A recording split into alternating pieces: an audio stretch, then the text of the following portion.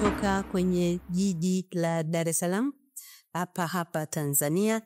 Podcast inakata mawimbi na leo tumekuja hapa kwa ajili ya kuongea kuhusu mambo mbalimbali, lakini kwenye podcast ya leo tutatoka kwenye mila na desturi. Tuna mambo mengi sana, muda ndo hautoshi. Kwa hiyo tutakwenda na mila na desturi zetu na masuala ya kuhifadhi na nini, lakini tutapata muda wa kuongea masuala mengine kwa sababu mambo yapo mengi sana. Leo hii tunaongea kuhusu kampeni ya Twenzetu Kileleni. Hifadhi za Taifa Tanzania zina mambo mengi. Mojawapo ni mlima Kilimanjaro.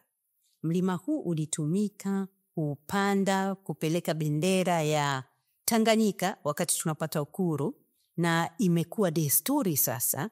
Jeshi la Wananchi wa Tanzania wanapanda mlima huo kila mwaka inakofika wakati wa kusherehekea uhuru wa Tanzania bara. Sasa kwa miaka ya hivi karibuni, mwaka wa 5 sasa, tumekuwa na hiyo kampeni ya kupanda mlima na Watanzania na wengine wote wenye mapenzi mema na nchi yetu ili kusherehekea miaka ya uhuru. Kwa hiyo kila mwaka tunasherehekea na kufika 9 Disemba. Siku nataka 9 Disemba itukute tuko kwenye kilele cha uhuru cha mlima Kilimanjaro. Sasa kila wakati tumepata watu wanaongezeka wenye kutaka kupanda mlima, na leo tupo na Profesa Kamuzora. Profesa Kamuzora ni mambo mengi, na mimi sitaweza kuyadadavua yote. Ninampa nafasi yeye aweze kutuambia kwanza ni nani, lakini pili yuko hapa kwa sababu gani. Hii ni kampeni ya Twenzetu Kileleni msimu wa 5 na tuna Profesa Kamuzora. Mimi ninaitwa Catherine Mbena na hii ni TANAPA Podcast. Huwa na sisi ufahamu mambo mengi sana kuhusu Twenzetu Kileleni. Karibu sana. Profesa Kamuzora, karibu sana katika TANAPA Podcast. Na kabla tujaendelea, wanaotutazama na kutusikiliza wangependa kujua Profesa Kamuzora ni nani? Tafadhali. Asante sana Catherine, kwa kweli ninajisikia heshima kuhusisha katika podcast hii.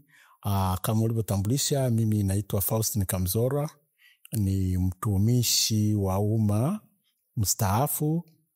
Katika utumishi wangu wa umma miaka 36 nimepita nafasi mbalimbali. Nilivyomaliza chuo mwaka 87, mwaka 88 Januari tarehe 2 niliajiriwa kama afisa kilimo. Nikawa afisa kilimo wa wilaya ya Morogoro. Baadaye nikaenda kufundisha chuo kikuu Mzumbe.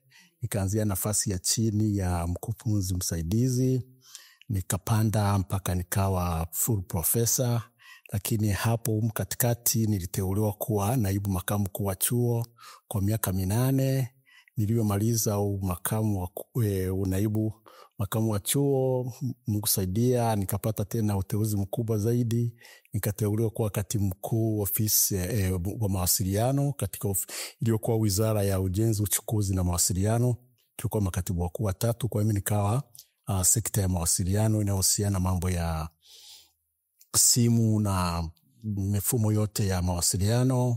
Baadaye nikahamisha nikaenda ofisi ya makamu wa rais kama katibu mkuu. Nikawa mambo ya mazingira na mambo ya muungano. Baada ya mwaka nikapelekwa tena kuwa katibu mkuu ofisi ya waziri mkuu, ambayo nilikuwa naratibu shughuli zote za serikali.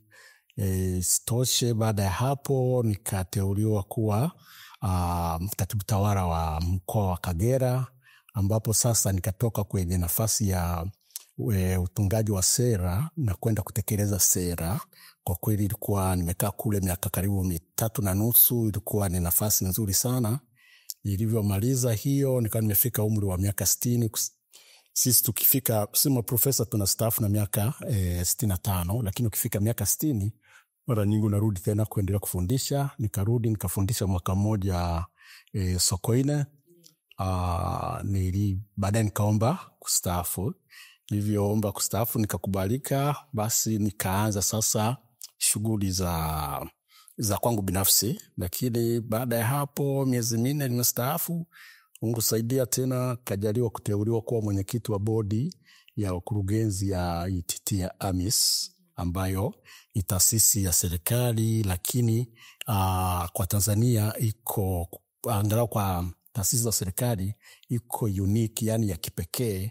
Yenyewe ni mutual fund ambayo inaunganisha uwekezaji wa pamoja, ambapo kwa sasa hivi tuna wawekezaji yapata 500,000 na ambayo kwa sasa tumeisha kusanya mitaji ya hao wawekezaji inayofika trilioni 3.5, lakini sasa hivi zinakaribia 6. Tunatamani sisi na wenzangu kwamba baada ya miaka 1, 2, 3 tufike trilioni 10, kwa sababu kwa kweli tunatoa faida za kutosha kwa wawekezaji wetu, na ni jambo ambalo linafurahisha kwamba sasa hivi hata baadhi ya mifuko ya binafsi imeanza, kwa sababu kiuhalisia wa Tanzania sasa hivi elimu juu ya fedha imepanda, na tunadhani kabisa yoyote ambaye anaweza akawekeza kwetu inakupa nafasi ya kwamba wewe unafanya shughuli zako kama Catherine,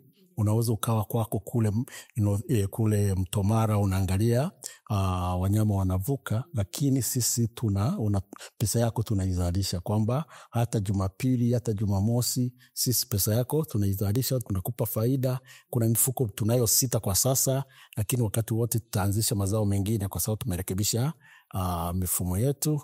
Lakini bahati nzuri tena nimebahatika tangu mwezi wa 4 kuteuliwa kuongoza timu ya kitaifa ya kuandaa mpango wa pili wa kuboresha mazingira ya biashara na uwekezaji.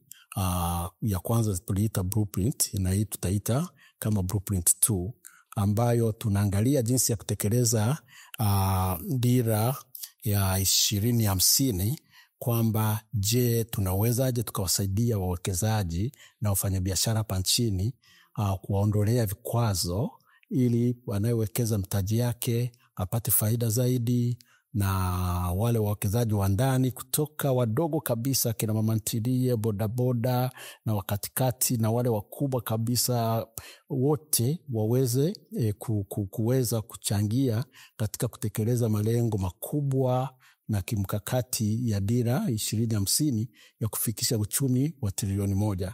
Kwa hiyo ni kazi ambazo nimebahatika, sio kwamba nastahili sana, lakini bahati nzuri nimebahatika kupata hizo nafasi. Profesa, unajaribu kuwa mnyenyekevu, lakini nafikiri hapewi tu kila mtu. Lazima una vigezo vya kutosha, kwa sababu haya majukumu ni makubwa. Na nilisema pale mwanzo kwamba profesa ni mambo mengi. Kwa hiyo Profesa Kamunzora mmemsikia, mambo ni mengi, amefanya mambo mengi na bado anaendelea kufanya mambo mengi sana kwa taifa hili. Lakini moja ambalo analifanya ni kupanda mlima Kilimanjaro.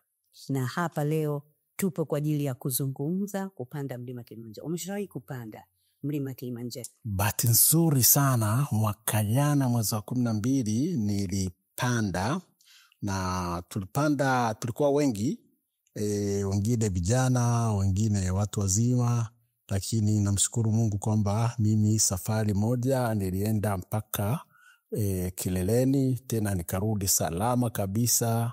Lakini baada ya kuwa nimejiandaa na kurudi kwangu kukaonyesha kwamba haijalishi hata kama umesha staafu unaweza kushiriki kwenye hiyo shughuli, na kuna faida zake lukuki ambazo tukipata nafasi tutaziongelea.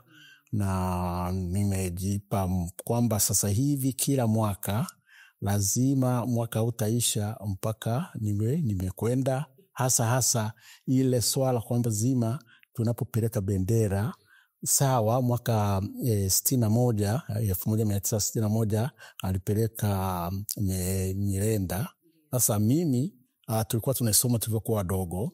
Sasa hivi kitendo cha kwamba nakwenda na mimi na bendera mpaka kule, tuna wenzetu askari na wanajeshi wa jeshi la wananchi Tanzania, na mimi nakuwa katika huo msafara, kwa kweli inanirudisha kwamba na mimi angalau ndio ushiriki wangu hapo. hongera sana, kwa sababu najua kupanda mlima Kilimanjaro ni utalii, lakini niseme tu ukweli, mimi nimepanda pia mara kadhaa. Huwa ni kazi, sio kitu rahisi. Kwa hiyo mtu akipanda akafika mpaka kileleni, anakuwa mtu wa tofauti sana. Mimi huwa nasema CV yake inakuwa imebadilika. Yaani pamoja na CV lote ambalo profesa unalo, lakini upanda mlima Kilimanjaro na kufika kileleni inaongeza pakubwa mno kwenye mengi ambayo umeyafanya ambayo yako kwenye CV yako. Kwa hiyo hongera sana sana. Profesa, kabla hatujazungumza mengine mengi, bibi, natamani sana kusikia experience yako, mang'amuzi yako ya kupanda mlima Kilimanjaro. Mimi nilipopanda mara ya kwanza, nilitoka ofisini na bosi wangu, tulikuwa tunawapeleka wageni wa Holland, wanaitwa Waholanzi, wanaenda kupanda. Na mimi najua tunakwenda tu, tunawafikisha wageni, tunahakikisha kila kitu wamechukua pale, wanaanza safari yao. Bosi wangu akanigezea kibao huko mbele ya safari, akasema wewe utaenda nao. Na mimi nilikuwa mdogo, mwembamba, nina nguvu, nikasema why not? Nikaanza safari. Hiyo safari ilinifikisha juu kabisa. Kwa hiyo natamani sana, lakini na mengi ya kusimulia kuhusu hiyo safari. Natamani nikusikie, na wanaotutazama na kutusikiliza wanatamani wasikie safari yako ya kupanda mlima ilikuwaje. Kwanza ulikuwa unafikiriaje kabla hujaanza kupanda mlima, kuhusu mlima, na baada ya kupanda uzoefu wako ukawa? Nashukuru. Kwanza moja, nirudi nyuma. Mimi katika utumishi wangu nimebahatika kuwa nasafiri kwenda nje. Ukienda nje, mara nyingi ukijitambulisha mimi natoka Tanzania, katika watu ambao labda Japani au nchi yote nyingine huko Ulaya, mtu anakuuliza, ulishapanda mlima Kilimanjaro? Mimi nilikuwa kule mwaka jana au nilikwenda mwaka fulani. Sasa yani nikawa najisikia, jamani, mlima Kilimanjaro kwa Tanzania, mimi sijafika. Unamwambia bwana, najipanga. Kwa hiyo mimi nilikuwa na deni la kuhakikisha kwamba wale wote ambao niliwaambia kwamba nitapanda kwamba nilitimize. Lakini kingine, zile picha, yani ile picha ya kufika pale kwenye kile bao kinachoonyesha mita 5,895 ile, yani mimi nikiona ile picha au nilikuwa nikiona ile picha, kwa kweli nasikia moyo yani unapasuka. Kwa hiyo nilikuwa natamani kwamba na mimi siku moja katika ukuta wangu niwe na hiyo.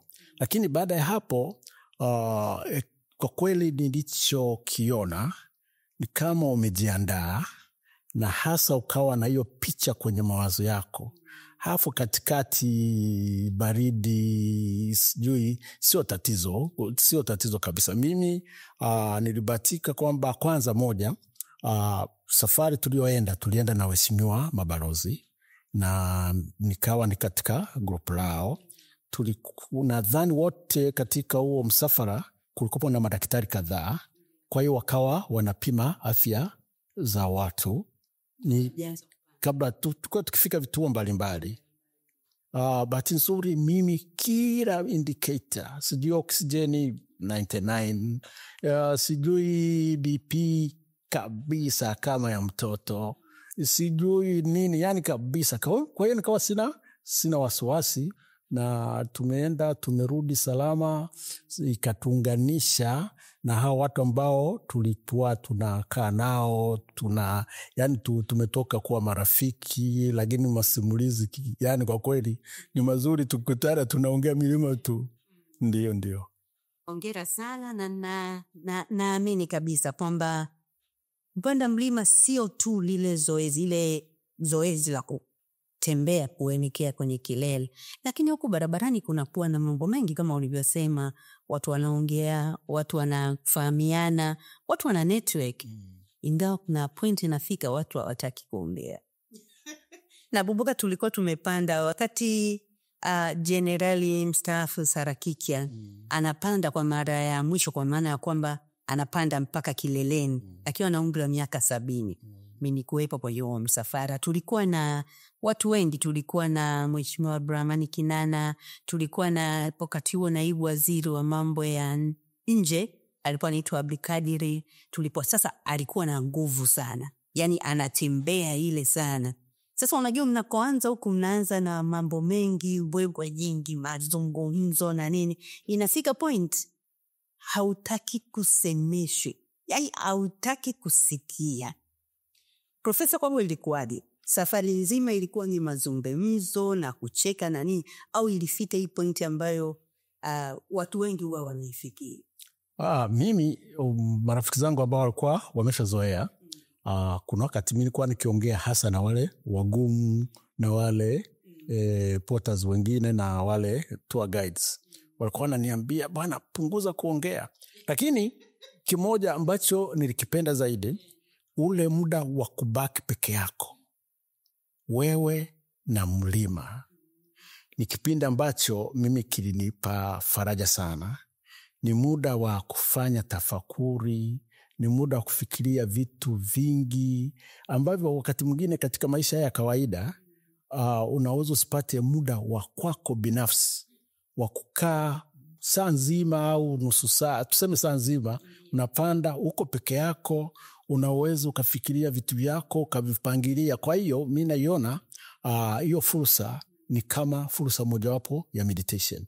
Yani kwamba kama ni sala, kama ni kutafakari. Kwa hiyo mimi hicho kipindi ambacho labda watu wengine labda hawakipendi, mimi nilikiona ni kipindi kizuri sana ambacho wakati mwingine ni fursa pekee ambayo unaweza ukaipata.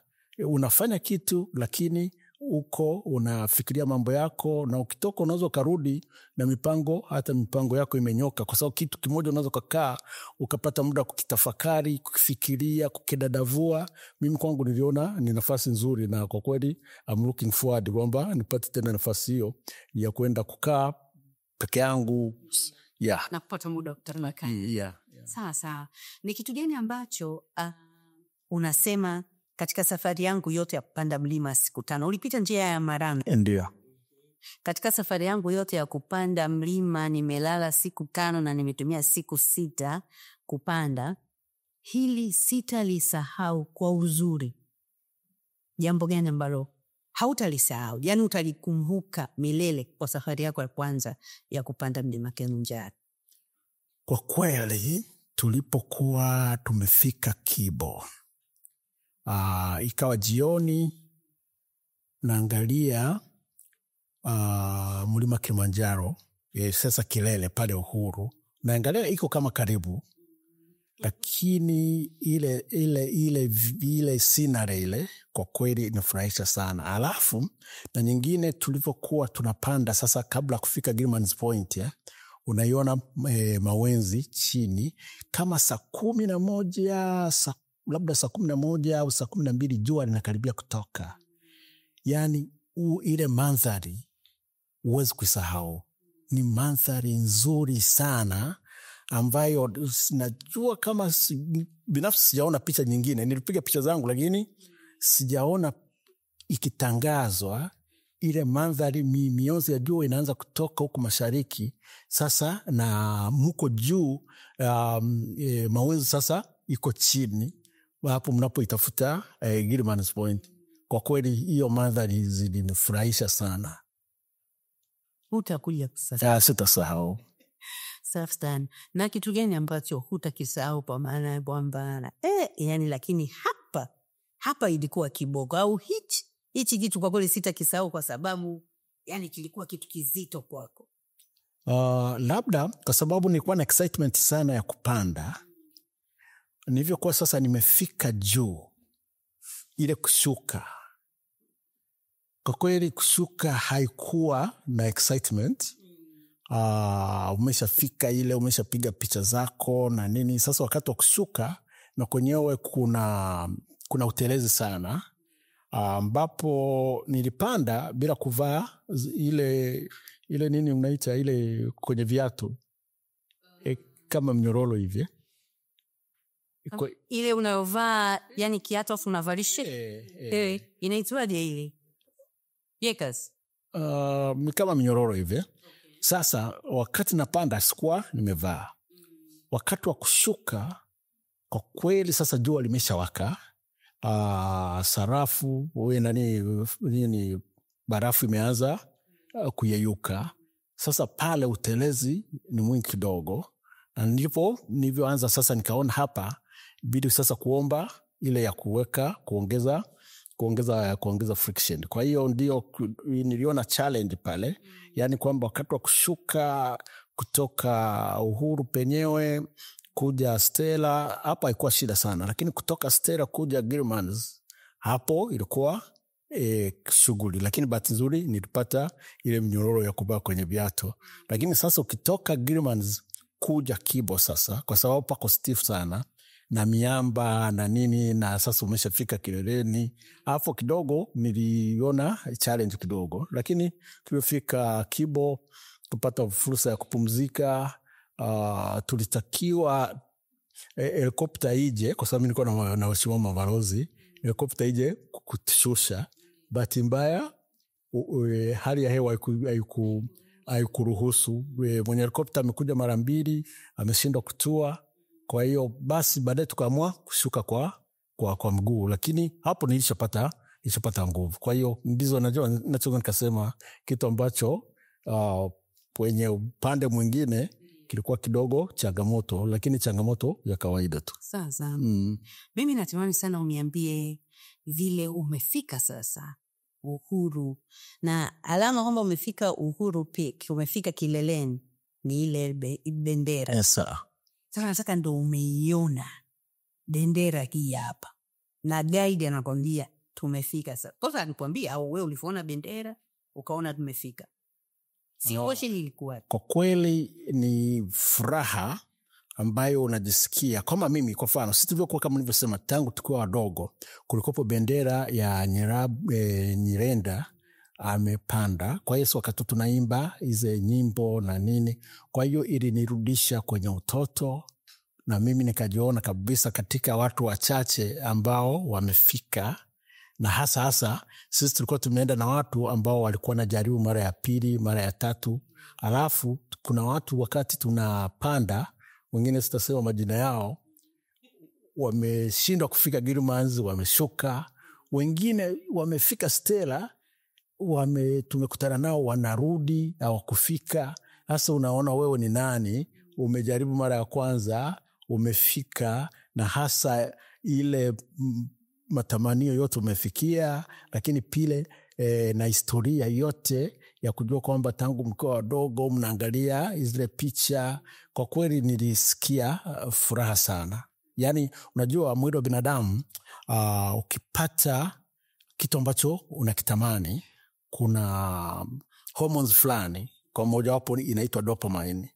Yani ubongo unakupa kama zawadi ya kusekreti au ya kutoa ile hormone inaitwa dopamine. Kwa kweli nilisikia dopamine kibao kwenye mwili. Yani nasikia kabisa kwamba yote niliyopitia huku nyuma haijalishi, imefika pale. Vijana wale, kwa sababu katika watu ambao tulikuwa tuna umri mkubwa, nadhani mimi kwa mwaka huo ndio nilikuwa nina miaka 62, nadhani.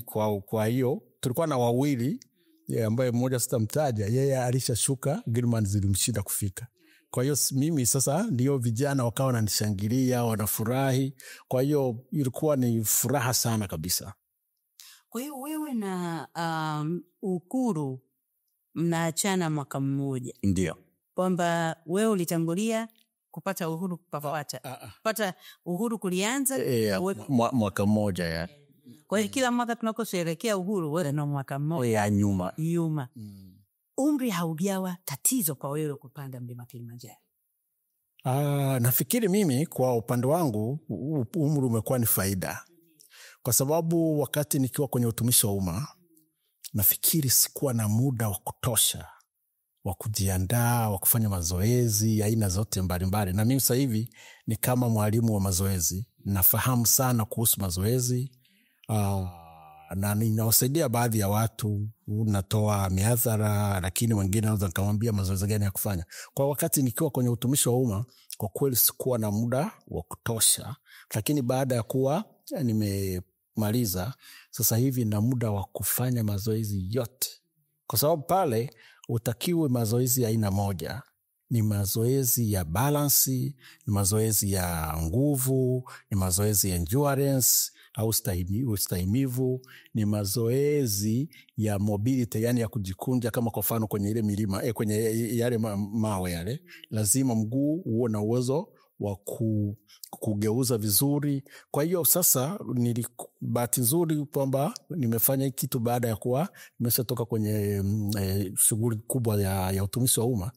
Mi nadhani kwangu imekuwa ni faida zaidi, kwa sababu vijana ambao walikuwa wametoka makazini, wengine ambao kabisa kama watoto wangu, lakini ambao hawakuwa na muda wa kujiandaa kufanya mazoezi, kuandaa mwili kiuhalisia, wengi walishindwa. Kwa sababu katika ule msafara wetu nadhani tulikuwa tumeenda watu kama 250, lakini kwa habari ambazo angalau niliambiwa siku hiyo, sikuendelea kuzithibitisha, nafikiri kama nusu hakufika. Kwa hiyo unaona kwamba na nusu karibu wote walikuwa ni vijana, lakini mimi naweza nikawaelewa kwa sababu wao wametoka kazini, wanakimbia kwenda kupanda. Na nadhani ni jambo jema kwamba angalau tangu mwezi wa 9 wa 10 mtu awe tayari ameanza kuandaa mwili kwa ajili ya hii shughuli zote, mazoezi ya aina 5. Sio aina moja tu, sikimbie peke yake ukadhani natosha. Lazima uweze kuwa na uwezo wa kufanya vitu mbalimbali. Kwa hiyo mimi kwangu, tuseme ukweli, mimi nimeanza kipindi ambacho ni kizuri zaidi kuliko ambapo ningekuwa kazini. Kwa hiyo umri sio tatizo kabisa. Okay. Yeah. Na penye uzungumza vitu vya kujiandaa mwili na ni pati ya ndio inaitwa akili.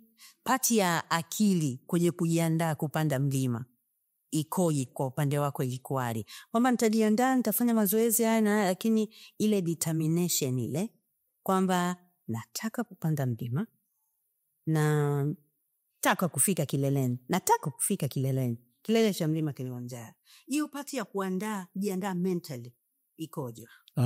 Kwa ujumla nadhani wote tumesoma, kuna kitabu kimoja cha mwandishi mmoja wa Marekani anaitwa Stephen Covey, anachosema start with the end in your mind.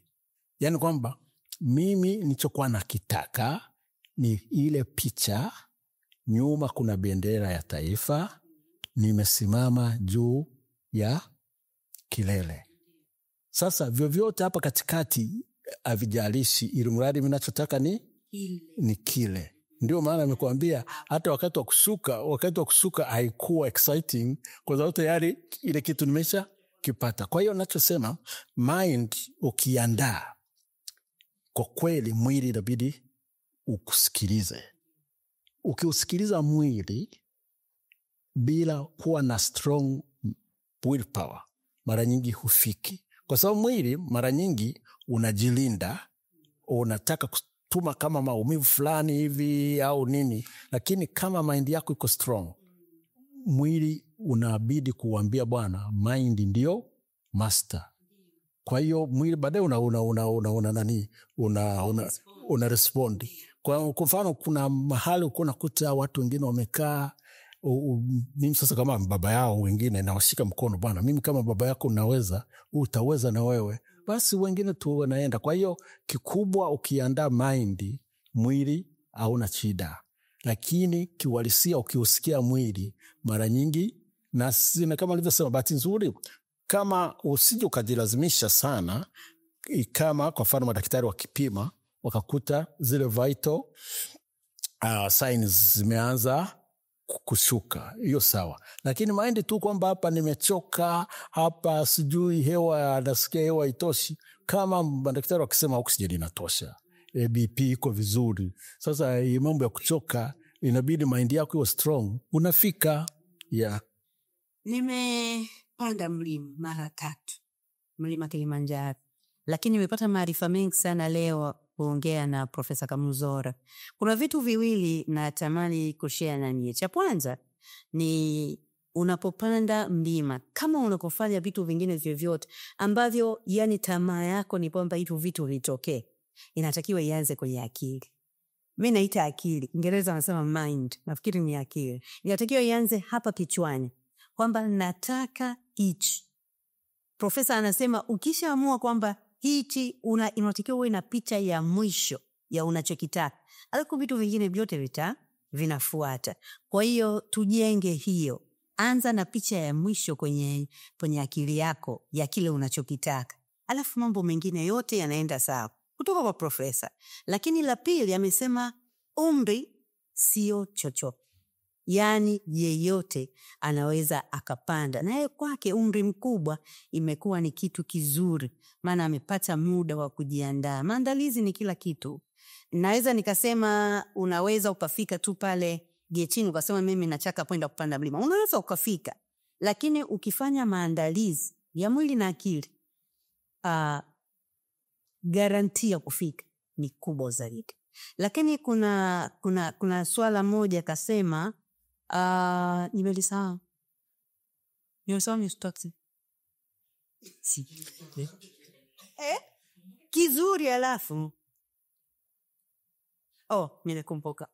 Profesa pia akasema kwamba alikutana na watu ambao hawakufika kileleni, wameishia njiani wakarudi. Nikwambie tu kitu kimoja, upanda mlima sio lazima ufike kileleni, lazima ushiriki. Ule ushiriki una maana kubwa sana. Sasa kufika kileleni labda ni lazima, lakini sio kwa first attempt.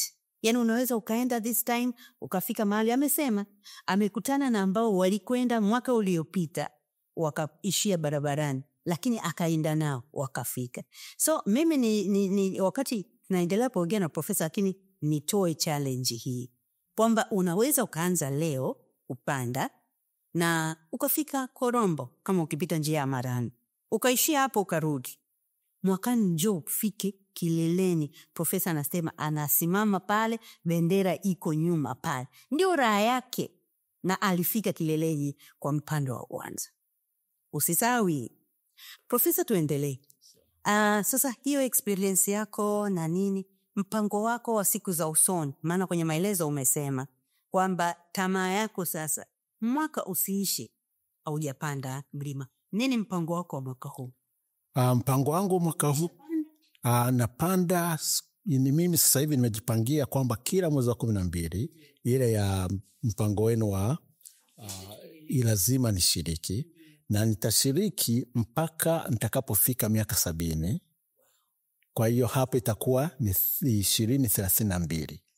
Baada ya 2032 kwa mwaka 2033 nitafanya tathmini kama niendelee au vipi. Lakini kwa sasa hivi hii miaka 7 inayobaki ambayo ipo, inafikiria kwamba kila mwaka nitakuwa naenda, na nikitoka huko basi ndio unakwenda kijini Karagwe kule kwetu, na sasa Christmas inakuwa imeanza. Yani kwamba Christmas yangu lazima kila mwaka nitoke Kilimanjaro, narudi hapa Dar, naenda Morogoro kidogo, lakini najiandaa kwenda Mgombani, kwenda kijijini. Nimependa plani yako na kila laheri. Asante sana.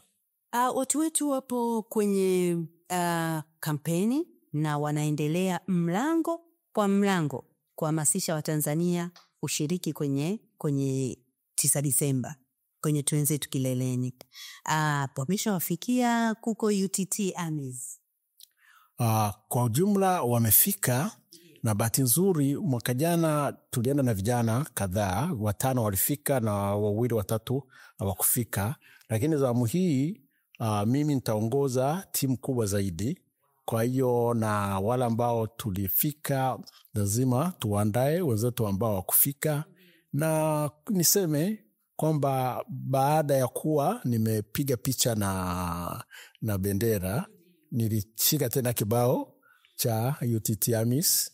Sasa lazima na mwaka huu tukipeleke, na kwa kweli ukiangalia mafanikio ya UTT AMIS ambayo tumeyapata, ni tunahitaji kuonyesha uzalendo wa kushiriki katika shughuli nzima ya kupandisha bendera, kwa sababu UTT AMIS ni zao la serikali, la viongozi waliofikiria, na ukisoma ile sheria, kwa kweli kuna watu nchi wanafikiri, waliona mbali sana, na ni shirika ambalo limetajirisha watu wengi, vikundi vya kina mama, vikundi vya kina baba, vya professionals, lakini watu mbalimbali wote. Unaona kabisa, waga tunafanyaga mkutano mwezi wa 11 wa kila mfuko unakutana na unakuwa na mkutano wake, lakini ukifanya tathmini, watu kuona sura zao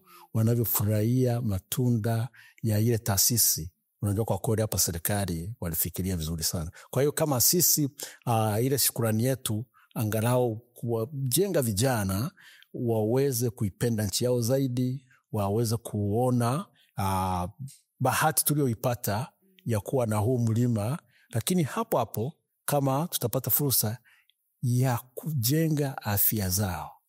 Swala ukipanda ule mlima kwako, pamoja na utalii kwako, pamoja na kukutana na watu mbalimbali, ukifanya network ya kutosha, lakini faida zake kwa mwili wako ni lukuki. Kwa hiyo nafikiri tutapata fursa ya kuongelea hilo. Nakushukuru sana Profesa Faustin Pamuzora. Na la mwisho, una wito gani kwa Tanzania kuhusu Twenzetu Kileleni na zoezi zima la kuadhimisha sherehe za uhuru wa kumbukumbu ya uhuru wa Tanzania bara? Nini wito wako? Bahati nzuri kama nilivyosema, ni bahati kwamba huu mlima uko nchini kwetu, na ni mlima wa kipekee kwamba uliosimama toka chini mpaka juu peke yake ndio mlima mrefu kuliko milima yote duniani. Na vyote hivi tulivyopewa utavifaidi zaidi na wewe ukishiriki.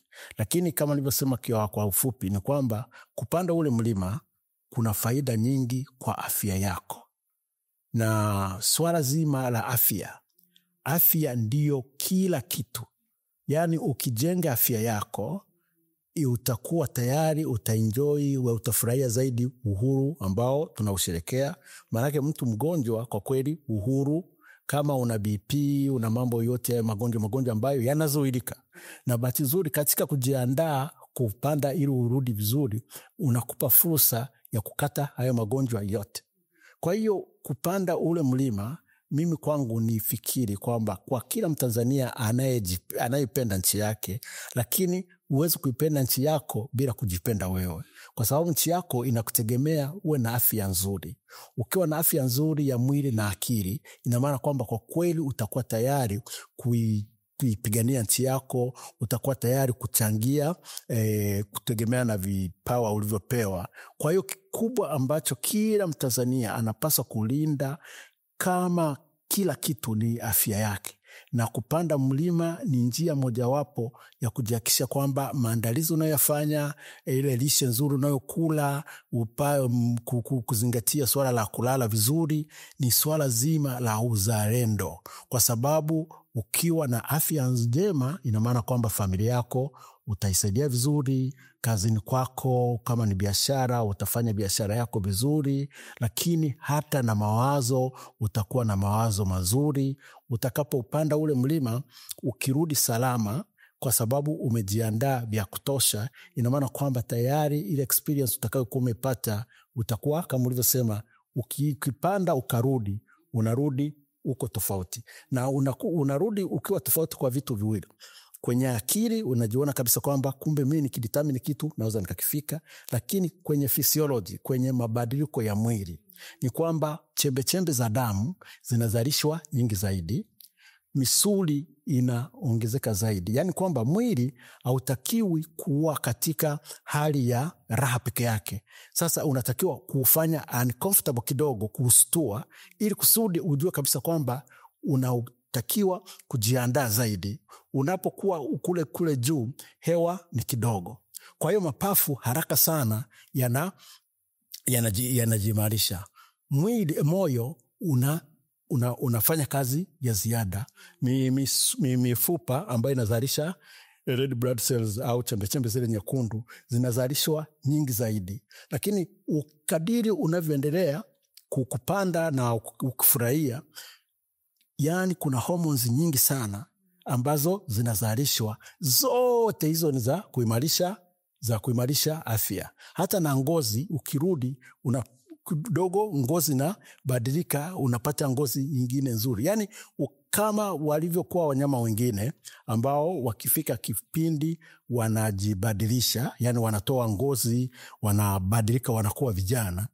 Kupanda Kilimanjaro kwa wale yeyote ambaye anataka kuimarisha afya yake, na kama unajipenda na kama unapenda familia yako na unapenda na taifa lako, kiuhalisia ni njia pekee ambayo tumepewa kirahisi, kwa sababu watu wengine wanapanda ndege kutoka China, wanapanda ndege kutoka Marekani, wanapanda ndege kutoka nchi mbalimbali. Sisi ni basi tu, au kama una gari yako, au hata kama nauli ya ndege, unaenda kufanya kazi ya kimungu, yani ya kujiumba tena upya kwa mwaka mzima. Ina maana kwamba utakuwa ni mtu mpya kimawazo, lakini kimwili kabisa afya yako inabadilika, unarudi kabisa upya. Kwa hiyo mimi naamini kabisa kwamba tunatakiwa tutumie hii fursa kujitengeneza miili yetu tena, na hapo ukirudi kazini utafanya kazi yako vizuri. Kama unafanya biashara, utafanya biashara yako nzuri.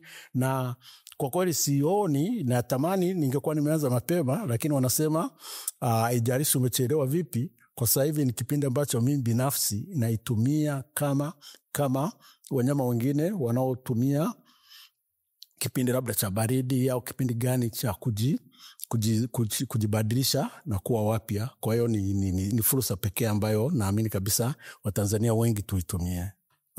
Labda swala jingine ambalo naweza nikasisitiza ni kwamba inapokuja kwenye swala la kupanda mlima, hamna tofauti kati ya mwanaume na mwanamke.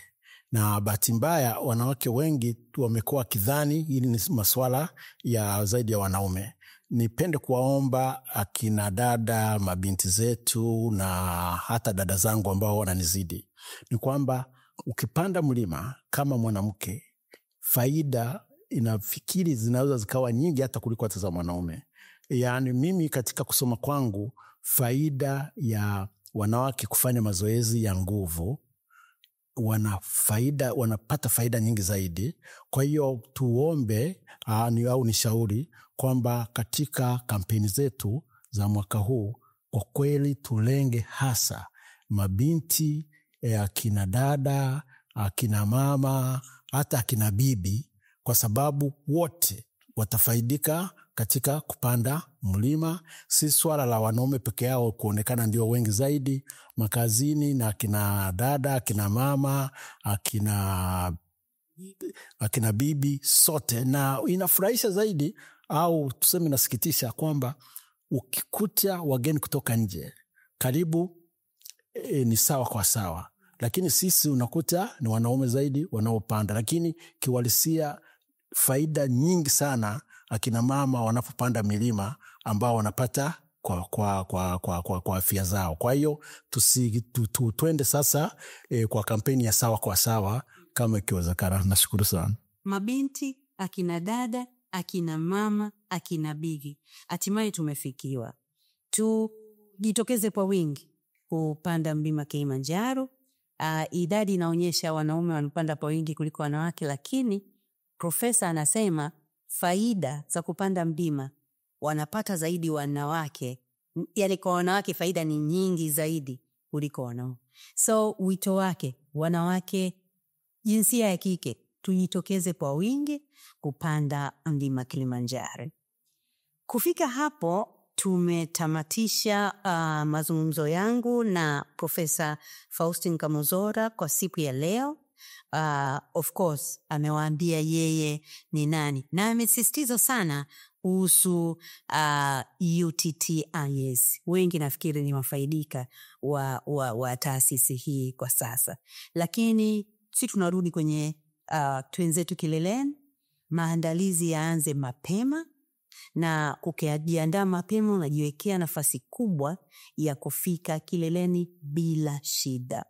Tukutane tena katika kipindi kingine cha kutoka TANAPA Podcast. TANAPA Podcast, hifadhi zetu, sauti yetu. Mimi naitwa Catherine Bena. Bye.